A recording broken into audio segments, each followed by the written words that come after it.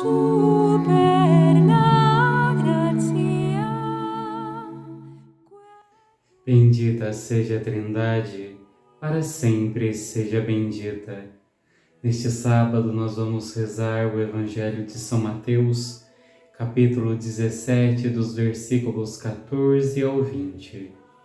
O Senhor esteja convosco, Ele está no meio de nós. Proclamação do Evangelho de Jesus Cristo, segundo Mateus. Glória a vós, Senhor. Naquele tempo, chegando Jesus e seus discípulos junto da multidão, um homem aproximou-se de Jesus, ajoelhou-se e disse: Senhor, tem piedade do meu filho. Ele é epilético e sofre ataques tão fortes que muitas vezes cai no fogo ou na água. Levei-o aos teus discípulos, mas eles não conseguiram curá-lo. Jesus respondeu: Ó gente sem fé e perversa, até quando deverei ficar convosco? Até quando vos suportarei? Trazei aqui o menino. Então Jesus o ameaçou e o demônio saiu dele. Na mesma hora o menino ficou curado. Então os discípulos aproximaram-se de Jesus e lhe perguntaram em particular: Por que nós não conseguimos expulsar o demônio? Jesus respondeu: Porque a vossa fé é demasiado pequena. Em verdade vos digo, se vós tiverdes fé do tamanho de uma semente de mostarda, direis a esta montanha: vai daqui para lá, e ela irá, e nada vos será impossível. Palavra da salvação.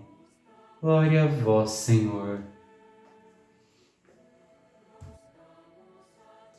Meu irmão, minha irmã, nós vemos que Jesus chama a atenção dos seus discípulos porque eles não tinham uma fé firme.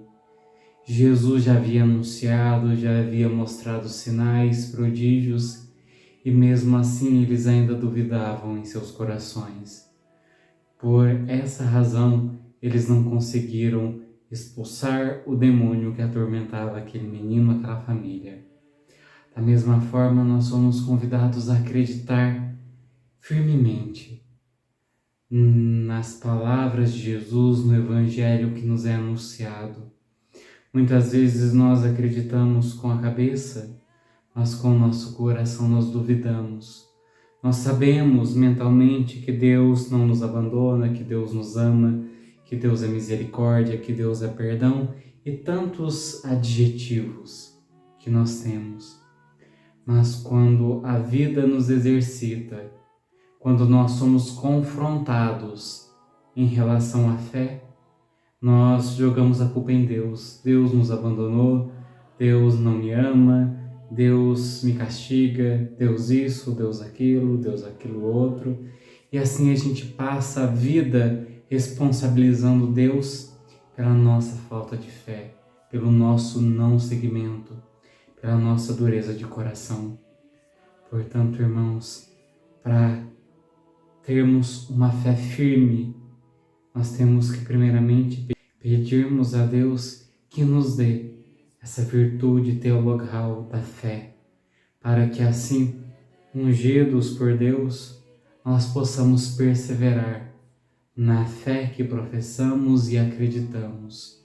E quando as situações ao nosso redor nos dizerem o contrário, quando os nossos próprios sentimentos nos disserem o contrário, que nós saibamos perseverar na fé que professamos, certos de que a verdade de Deus para nós é imutável e eterna.